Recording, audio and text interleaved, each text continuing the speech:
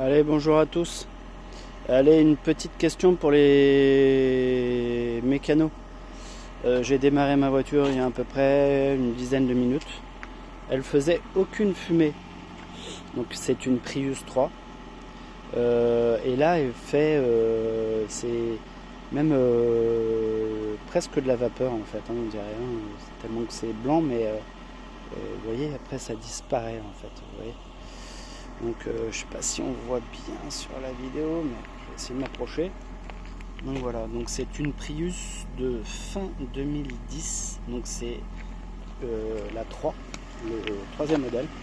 Et là, je vais vous expliquer. Alors, je vais éteindre le chauffage pour voir, parce que je fais exprès de laisser le chauffage.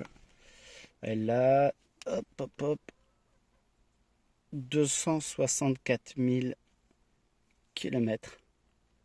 Je n'ai jamais eu de problème avec, je vous le dis, j'en ai jamais eu.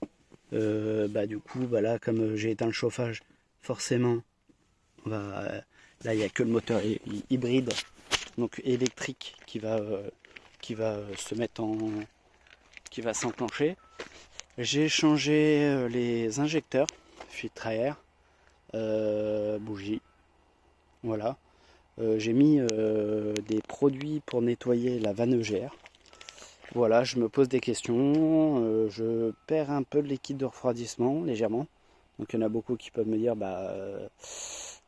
c'est peut-être ta pompe à eau, le Carlostal. Carlostal, du coup, je l'ai changé. Entre-temps, je ne sais pas si je perds de l'eau, je vous le dis. Je roule pas avec, j'ai peur de la casser. En plus, c'est un modèle qui était assez rare parce que, je ne sais pas si vous voyez, mais c'est un panneau solaire à ce niveau-là. Bon, elle est sale, hein, il y a du pollen. Mais c'est un panneau solaire. Là, il y a le toit ouvrant ici et il y a le panneau solaire. Franchement, je trouve que c'est une super voiture. Même si aujourd'hui j'ai ce problème-là. Je l'ai acheté en modèle d'expo chez Toyota en 2011. Fin 2011 du coup. J'ai changé, je vous le dis, hein, hormis les vidanges, filtre à air et bougies que j'ai fait moi-même, j'ai changé juste les plaquettes avant et les pneus et les essuie-glaces. Consommation vraiment au top. Mais voilà, j'ai ce petit problème malheureusement et je cherche vraiment des avis aux personnes qui s'y connaissent. Voilà. N'hésitez pas. J'ai pas envie de tout démonter. Je suis pas mécano, je suis pas voilà. Du coup, là, on voit l'immatriculation, c'est pas bon.